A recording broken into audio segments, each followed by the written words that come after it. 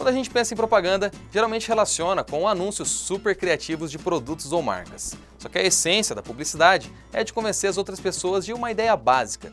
E muitas vezes, governos se utilizaram das técnicas do mundo da propaganda para convencer e manipular a sua população. E agora a gente confere algumas delas.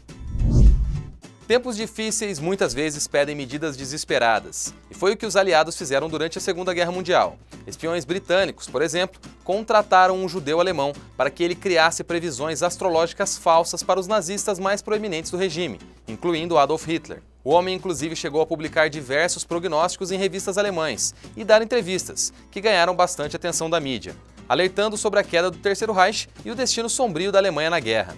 Curiosamente, Joseph Goebbels, o ministro de propaganda de Hitler, também usou da mesma artimanha que os aliados, criando profecias de Nostradamus falsas sobre a derrota dos aliados para assustar a população.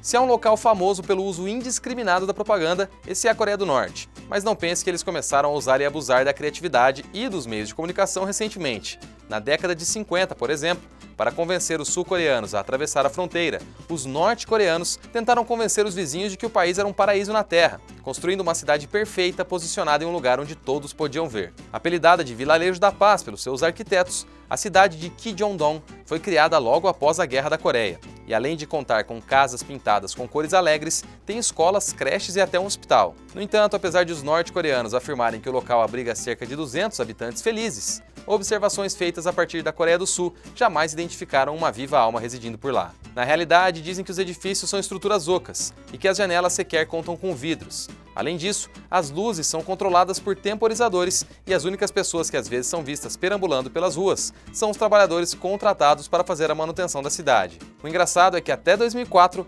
alto-falantes gigantes transmitiam mensagem aos sul-coreanos convidando os cidadãos descontentes a atravessar a fronteira.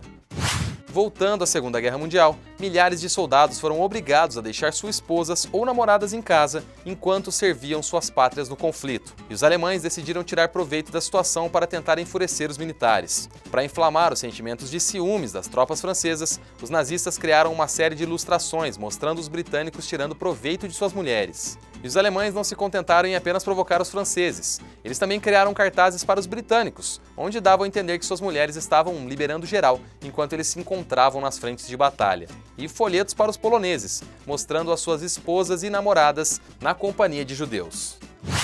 A moda, além de muitas outras coisas, não deixa de ser uma forma de expressão cultural individual. Portanto, quando um governo passa a controlar a maneira como a população se veste, ele também acaba por interferir no senso de identidade do povo. Um exemplo emblemático disso é o que aconteceu na China, onde as vestimentas tradicionais foram trocadas por modelos genéricos e monocromáticos quando o comunismo foi instaurado. A moda uniformizada foi adotada pelos líderes do governo, que passaram a usar os ternos maoístas. E não demorou até que quem insistisse em se vestir como bem entendesse fosse visto como antipatriota. Em pouco tempo, as expressões individuais foram cessando e os chineses passaram a usar os mesmos estilos de roupas, trocando a variedade pelo coletivismo. As coisas mudaram bastante ao longo dos anos e os chineses novamente desfrutam de liberdade para se vestir como bem entenderem. No entanto, na Coreia do Norte, por exemplo, a população só pode usar roupas e modelitos pré-aprovados pelo governo.